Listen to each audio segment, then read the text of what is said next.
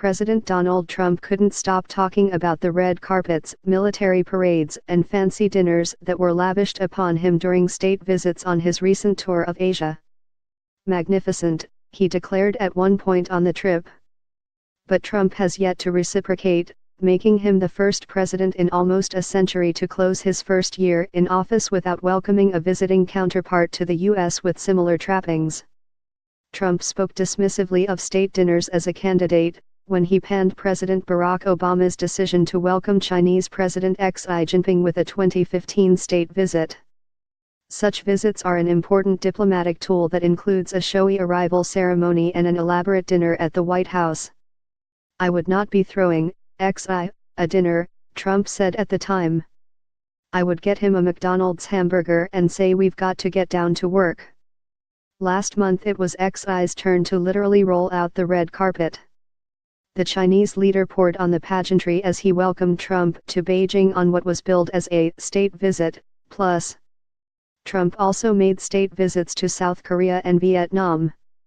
White House Press Secretary Sarah Huckabee Sanders said there is no singular reason why Trump hasn't extended a state visit invitation yet, but added that the administration hopes to schedule a visit early in 2018. Sanders gave no hints about which of Trump's foreign counterparts are being considered for the diplomatic honor. A state visit typically is offered as a sign of friendship and to showcase strategic ties between countries that are important to each other, said Anita McBride, a veteran of 3 Republican administrations who last served as Chief of Staff to First Lady Laura Bush. "The White House is the world stage to elevate that," she said. "These occasions really go a long way to solidify and strengthen relationships." Trump speaks often about his relationships with many of his foreign counterparts, including Xi.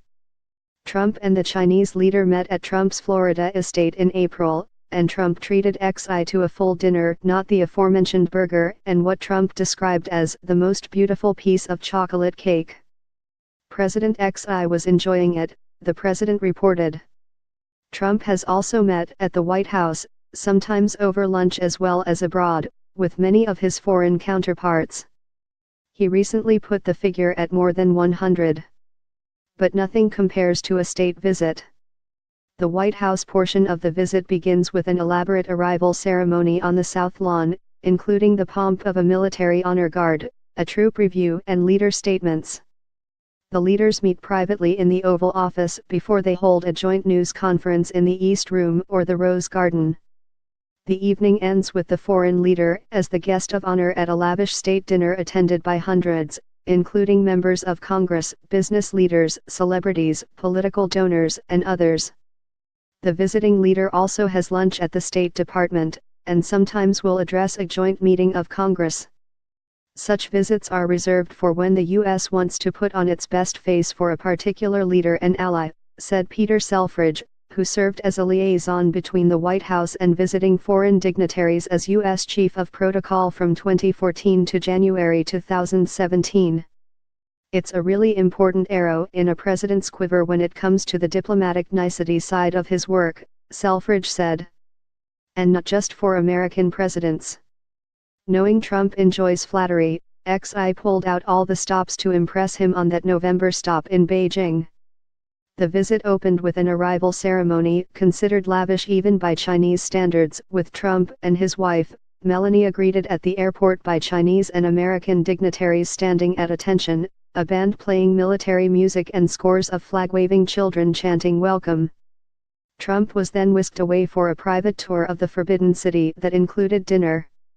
The meal was a first for a visiting foreign leader at Beijing's historic Imperial Palace since the founding of modern China. Trump also raved about an outdoor opera performance.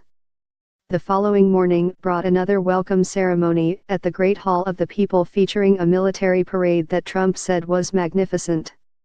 He said the world was watching and claimed to have received telephone calls about it from around the world. "Nothing you can see is so beautiful," Trump said.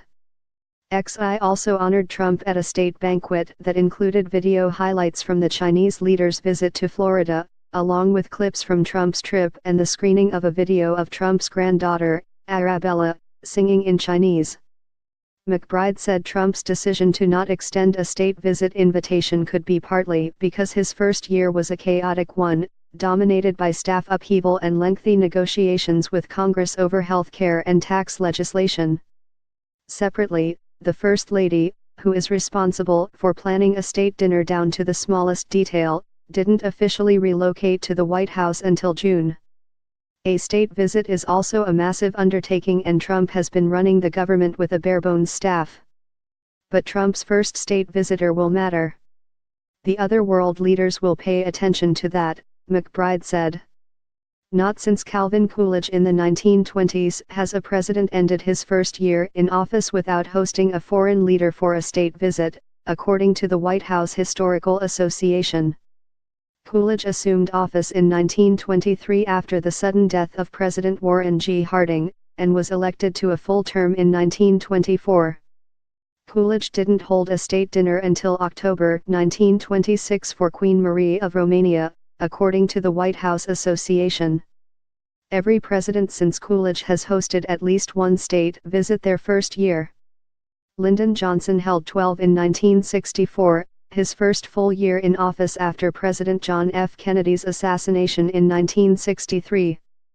Barack Obama, Trump's immediate predecessor, held just one in 2009, and it was famously crashed by a celebrity-seeking couple.